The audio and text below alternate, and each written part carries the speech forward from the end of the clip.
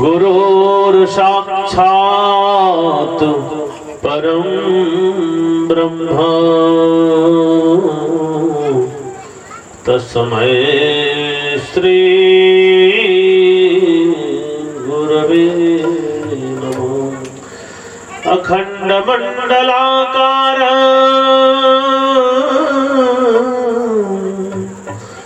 व्याप्तम् चराचरम् तत्पदं दर्शितं येन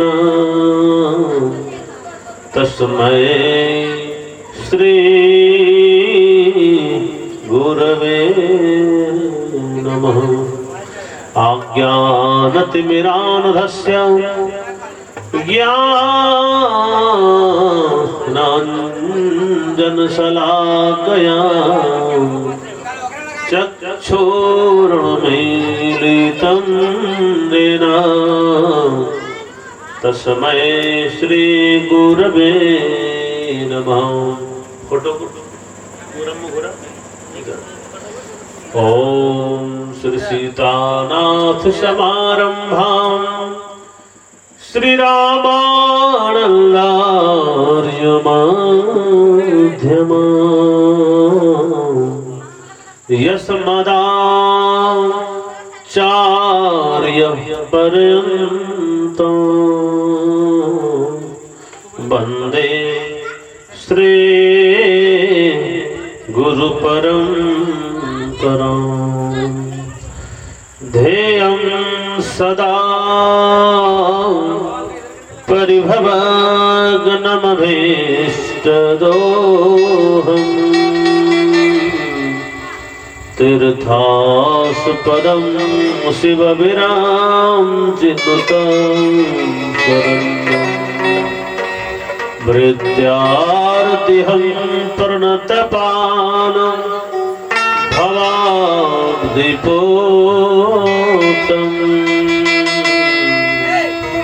वन्दे महापुरुष ते चरणारविन्दम्। ओम जय जय श्री राधारमण जय जय नवल किशोर जय गोपी चित्तचोर प्रभु जय जय माखन चोर। ओ वृंदावन सोवन नहीं नंदग्राम सोग्राम वन से वट सो वट नहीं कृष्ण नाम सोनाम। राधे मेरो स्वामिनी मैं राधे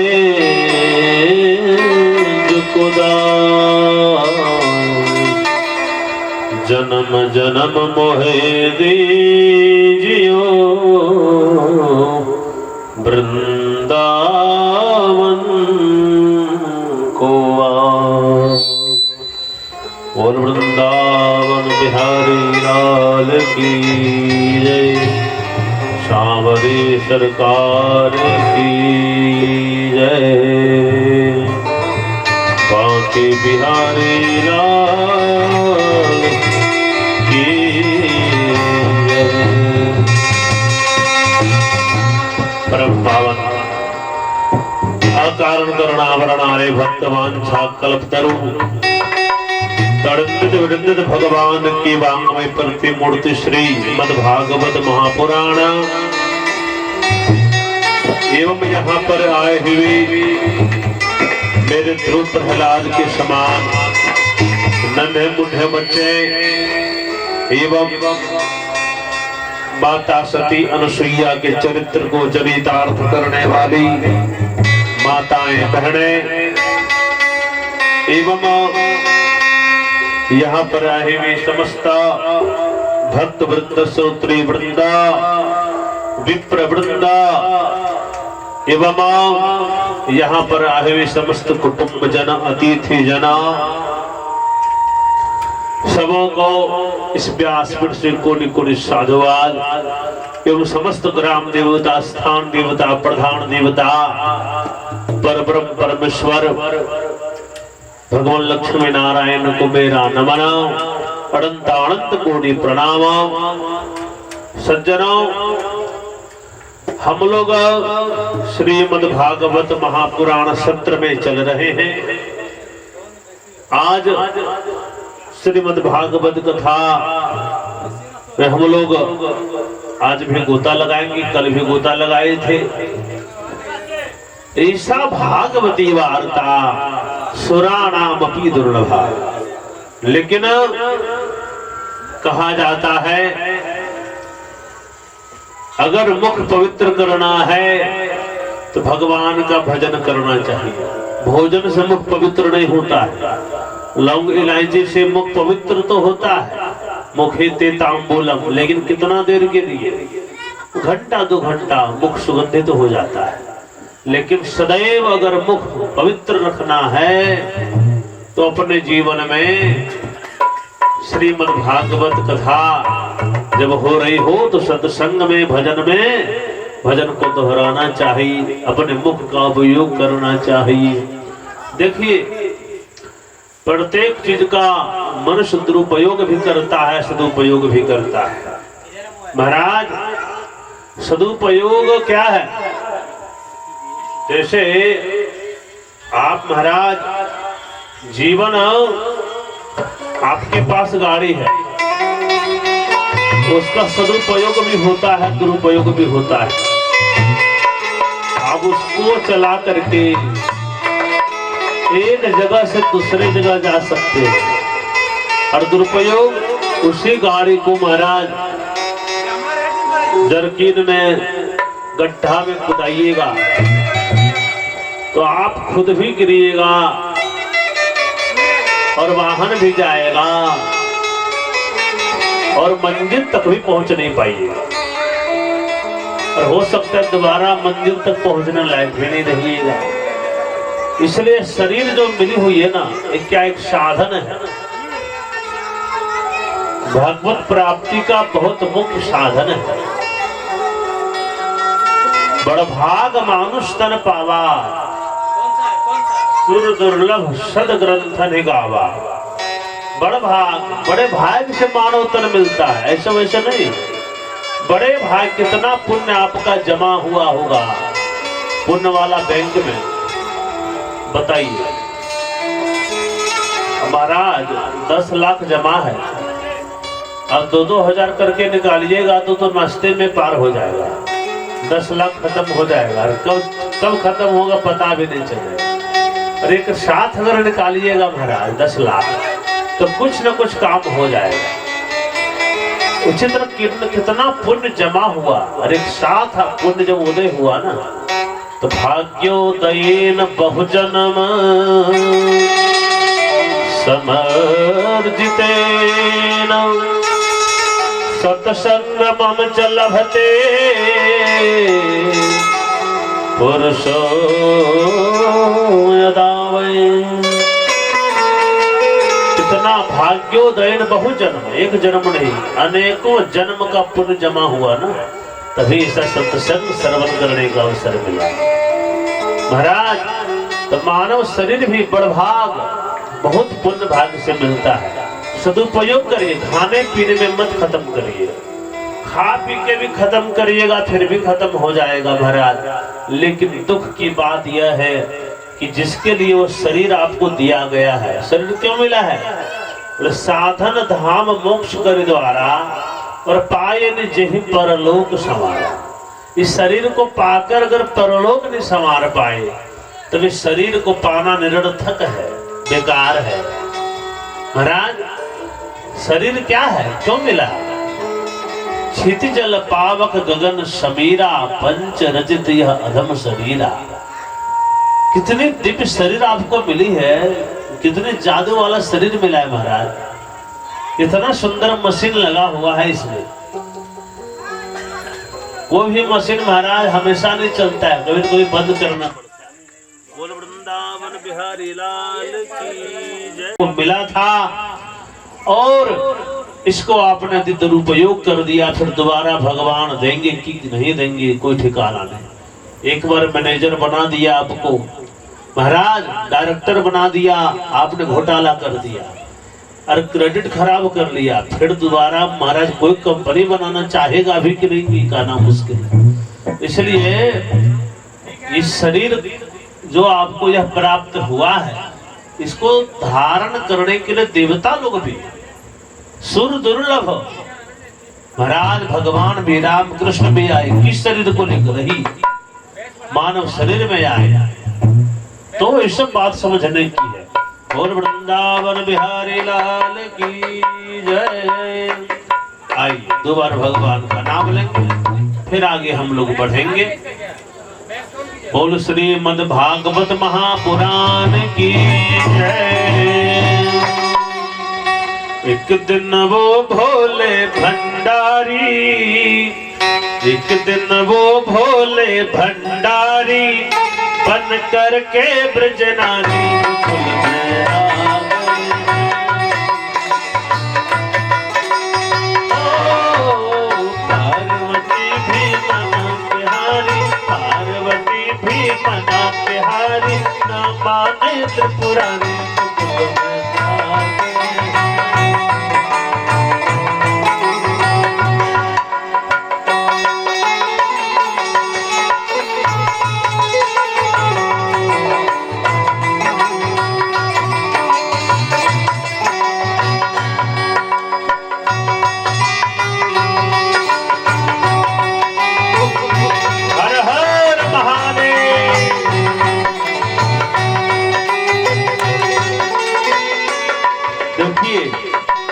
भोलेनाथ कितने दर्शनाभिलाषी है प्रभु की। क्या बोले, हो जय हो। ओ पार्वती से बोले मैं भी चलूंगा तेरे संग में।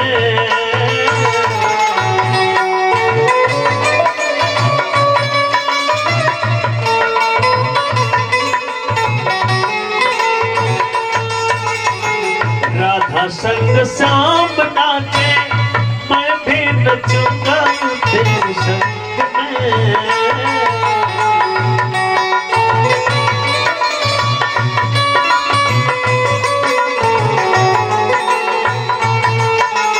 रास रचेगा ब्रज में भारी, रास रचेगा ब्रज में भारी, हमें दिखा दो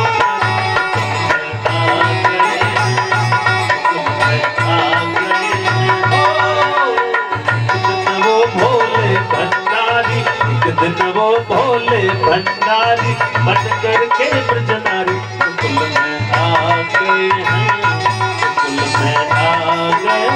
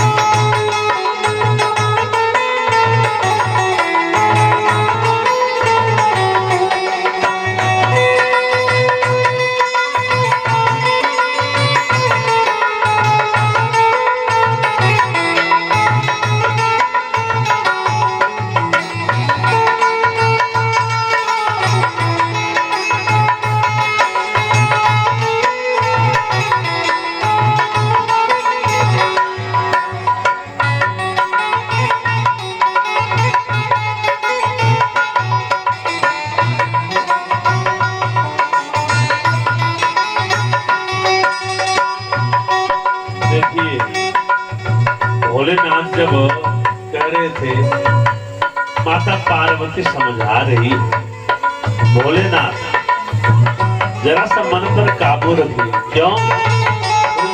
ओ मेरे भोले स्वामी कैसे ले जाऊं तो ही संग में।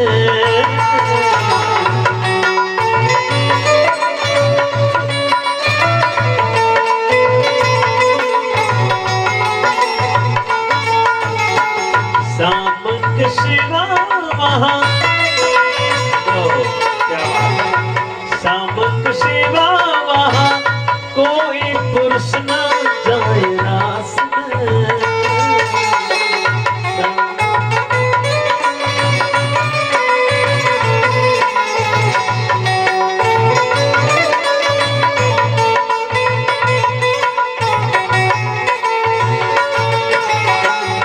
करेगी ब्रज की नारी, सी करेगी ब्रज की नारी, पान बात हमारी कुल में आगे हो। वो भोले भंडारी बन करके ब्रज नारी कुल में आगे, कुल में आगे।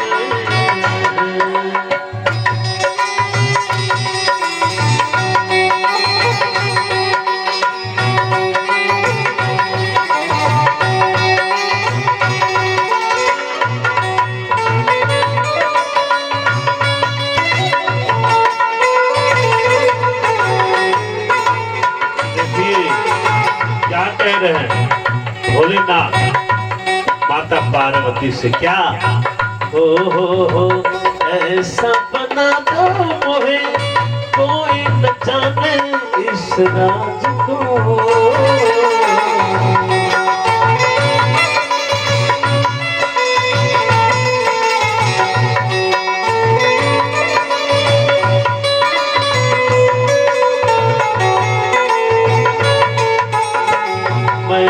सहेली तेरी ऐसा बताना ब्रजराज को।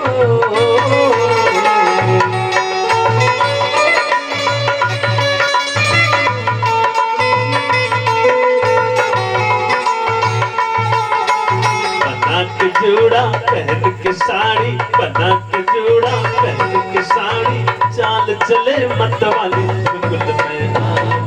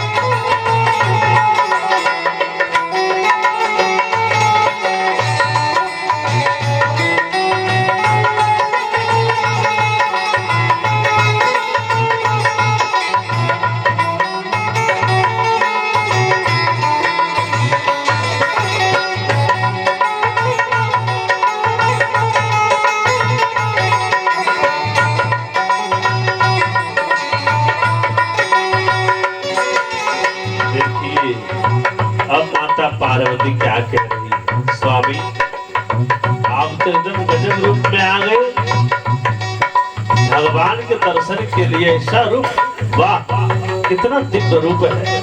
कोई भजन का भाव है क्या? हंस के सती ने कहा, हंस के सती ने कहा बलिहार जाऊं इस रूप में।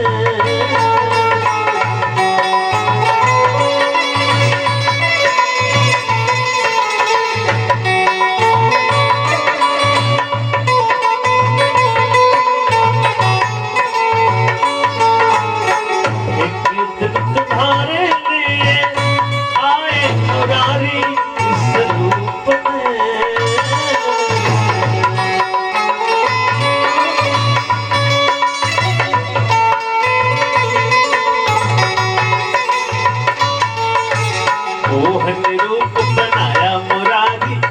ने रूप बनाया मुरारी, आंख हमारी तुम्हारी कुल में आ गए,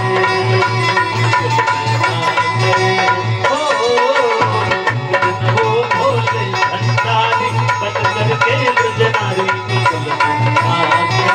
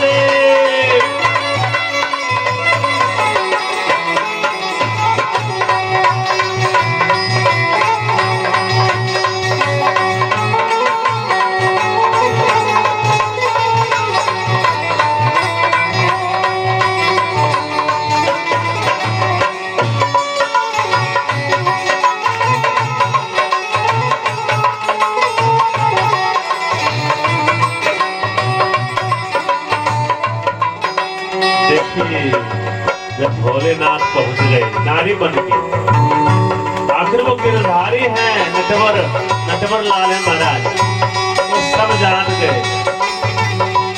हो देखा मोहन ने जब वो समझ गए वो सारी बात रे,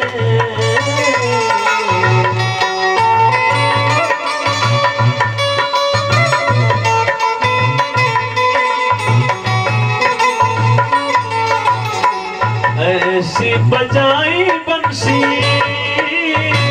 सुध बुध भूले भोलेनाथ रे,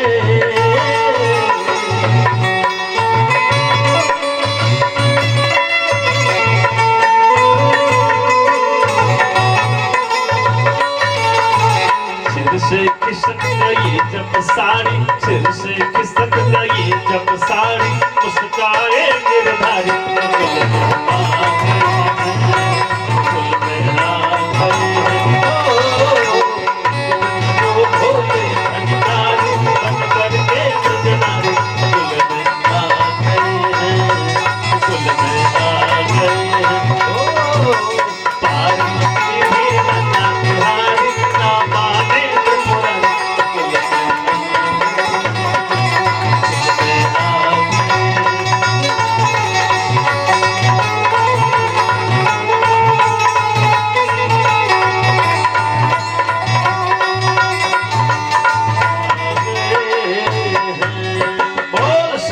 भगवान की जय, पार्वती मैया की जय, बांके बिहारी लाल की जय। महाराज कल हम लोग श्रवण कर रहे थे कि सनकादिक महर्षि हरिद्वार में गंगा किनारे आनंद नामक तट पर विशाल वटवृक्ष के नीचे बालुका मई आसन पर बैठकर कथा श्रवण करवा रहे हैं भक्ति ज्ञान वैराग्य को। मुख्य जजमान नारद जी महाराज, मेरा प्रभु भागवत महात्म्य का गान किए, भागवत जी की महिमा को सुन करके भक्ति माता पुष्ट हो गई, ज्ञान वैराग्य में परिवर्तन हो गया। सज्जनों, ये भागवत कथा सप्ताह ज्ञान यज्ञ, किसी को ज्ञान यज्ञ का दर्जा नहीं दिया गया, लेकिन इस कथा को ज्ञान यज्ञ का दर्जा दिया गया है। सज्जनों, एक ब्राह्मण देवता थे, निर्धन ब्राह्मण थे महाराज, बहुत ही गरीब ब्राह्मण, भिक्षा मांगकर जीवन यापन करते थे। उनकी पत्नी पड़ितान जी ब्राह्मणी जो थी वो भी भिक्षा मांगती थी, लेकिन पंडित जी का एक नियम बड़ा सुंदर था। बोले क्या? प्रत्येक दिन वो श्रीमद् भागवत का मूल पाठ किया करते थे, एवरीडे, प्रत्येक दिन। महाराज क्या हुआ? पत्नी बार बार कहती थी, पंडित जी ऐसे से केवल पुस्तक पढ़ने से काम नहीं होता है, कुछ आपको कमाई भी करनी चाहिए, नौकरी पेशा करना चाहिए, व्यापार करनी चाहिए। केवल पुस्तक पढ़ने से कुछ नहीं होता, भगवान ला के नहीं देंगे। लेकिन पंडित जी फिर भी कहीं चले जाते थे, चलो अच्छा देवी मन लगा के देखना। दिन 2 दिन काम किए, तीसरा दिन घर चले आए, मन ही नहीं लगता था। देवी क्या करूं, मन ही नहीं लगता है, बड़ा समस्या महाराज। अब पत्नी भिक्षा मांगकर घर चलाती थी। एक दिन की बात है, कुछ महात्मा गण उनके घर में आए और देखिए दुर्भाग्य की बात की वो दिन ब्राह्मणी जो थी वो भिक्षा में मांगी हुई समस्त अन्न को भक्षण कर चुकी थी, कुछ भी नहीं बचा था। और जिस समय महात्मा गण आए वो भोजन का समय था। ब्राह्मणी की जोरदार इच्छा हुई कि अभी भोजन में करवा दूं। घर में जाकर देखी एक दाना चावल नहीं, बड़ा अफसोस हुआ। उसके बाद पंडित जी पर गुस्सा निकालने लगी कि आज यदि मेरे पास धन रहता तो मैं भिक्षा की आशा नहीं करती, अभी चावल ला करके भोजन बनाकर मैं खिला देती। पंडित जी महाराज वही पाठ पढ़ रहे थे अपने घर पर भागवत जी का, बहुत जोर गुस्सा आया। पड़तान जी गई और पुस्तक उठा करके उनके माथे पे पटक दी, पंडित जी के माथे पृष्ठ पृष्ठ को फाड़ दी। बोले इसी को पढ़िए, आज आपके कारण मैं बहुत बड़ा पापनी बन गई, पापनी बन गई। क्यों? बोले आज आपके कारण इतने महात्मा गण कितने भाग्यशाली थी, वे महात्मा मेरे घर पर आए, लेकिन मैं भोजन नहीं करवा पा रही। आज यदि आप धन कमाए रहते तो मैं अवश्य भोजन करवा देता। ये क्यों पढ़ते हैं, क्या फायदा इससे? आज आपके कारण मुझे इतना बड़ा भयंकर पाप का हिस्सा में बन रही हूँ। पंडित जी बेचारे थोड़ा दुखी हो गए, भागवत जी को पटक दिया, फाड़ दिया। ब्राह्मणी ने बड़ी दुखी हो गई। पंडित पुस्तक समेट कर घर से बाहर निकल दिए। महाराज थोड़ी दूर चले गए, उनको लगा प्रधान जी का गुस्सा भी 7वें आसमान पर है, जब ये शांत हो जाएगी तो मैं अवश्य लौट करके आऊंगा। महात्मा जी चले गए, उनको लगा कि शायद इनके यहाँ कुछ कमी है, कोई दिक्कत है, कोई बात नहीं, जहाँ प्रभु की इच्छा वही तो भोजन हो सकता है।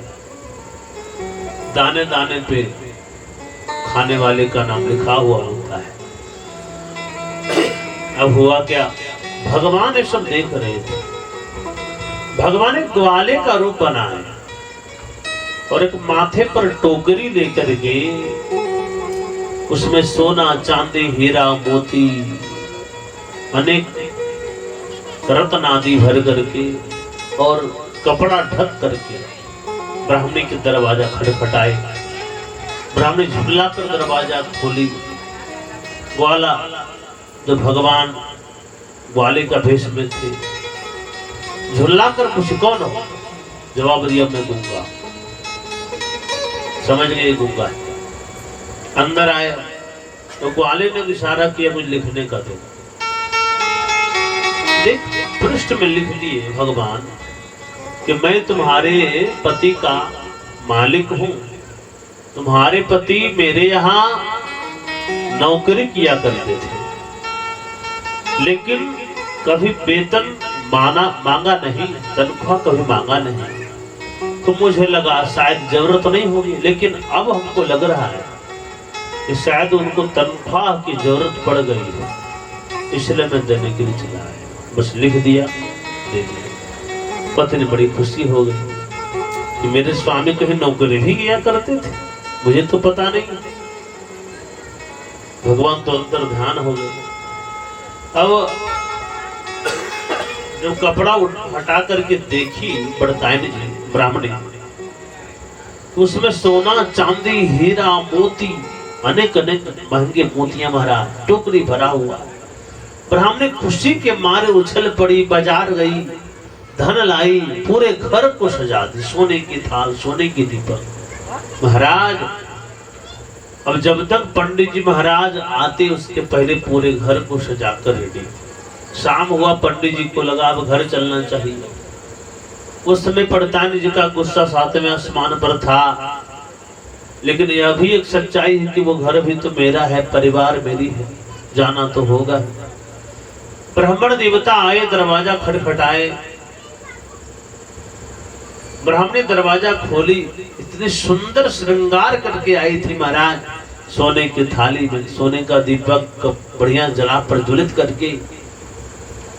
ब्राह्मण देवता बोले, देवी कौन है आप? हमारी देवी कहाँ गए? महाराज मैं हूं तो आपकी पत्नी, पहचाने नहीं? अरे तुम हो, इतना अंतर कैसे हो गया? सुबह से शाम तक के बीच में इतनी अंतर, परिवर्तन कैसे, क्यों, कहां से? बोले सबसे पहले आप बताइए कि आप में नौकरी भी किया करते थे? तो नहीं देवी, आपको पता है ना कि मैं भागवत जी के पाठ के सिवा कहीं नौकरी नहीं करता था। नहीं, आप तो नौकरी करते थे। तो नहीं देवी, आपको कैसे पता चला? बोला आपके मालिक आए थे और उन्होंने कागज दिया है, कुछ लिख कर दिखाओ तो। जैसे ब्राह्मण ने दिखाई तो पृष्ठ देख कर रोने लगे। ब्राह्मण देवता की आंखों से सुरधारा आने लगी। ब्राह्मण देवता बोले, देवी ये क्या हो गया? ये कोई और नहीं, साक्षात गोविंद आए थे आपके दरवाजे पे देवी, और आप पहचान नहीं पाई। साक्षात गोविंद आए थे। गोविंद को महसूस करने का चीज है देवी। मैं कहीं नौकरी नहीं करता था, अरे यही तो मेरा नौकरी, यही तो मेरा पेशा है, सब कुछ है। मैंने जीवन में भगवान से कभी कुछ मांगा नहीं। सज्जनों, एक बात याद रखनी चाहिए, जगत मजदूरी देते हैं, क्यों राखे गोविंद? भगवान किसी की मजदूरी नहीं रखते हैं। आप अगर उनका भजन करते हैं, तपस्या करते हैं, उनका ध्यान करते हैं निष्काम भाव से, तो अवश्य आपको सहायता देगा। आपको दुख वाली स्थिति में आने से पहले भगवान आपको सावधान कर देगा। भगवान आपको कदम कदम पर रक्षा करते हैं।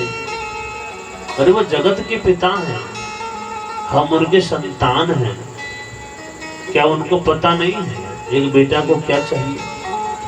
और कभी कभी अगर बेटा की बात पिता नहीं मानते तो उसमें भलाई ही सोचते हैं पिता। एक बेटा अगर अपने पिता से चाकू मांगता है, रिवॉल्वर मांगता है, तो क्या पिताजी दे देंगे? नहीं देंगे पिताजी। क्यों?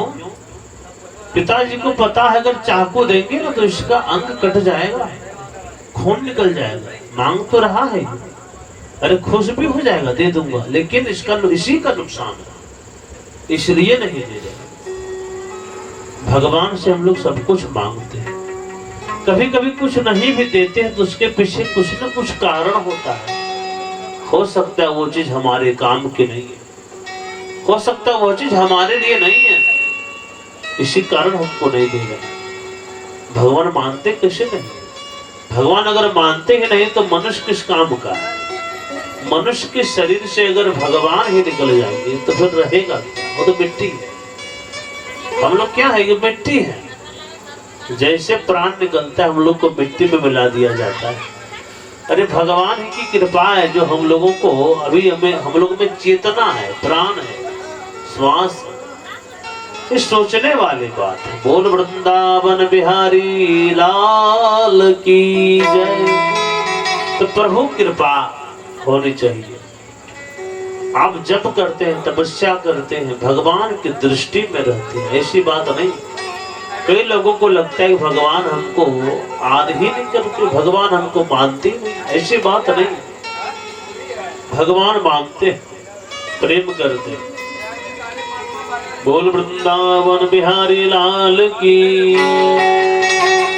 सांवली सूरत पे मोहन दिल दीवाना हो। सांवली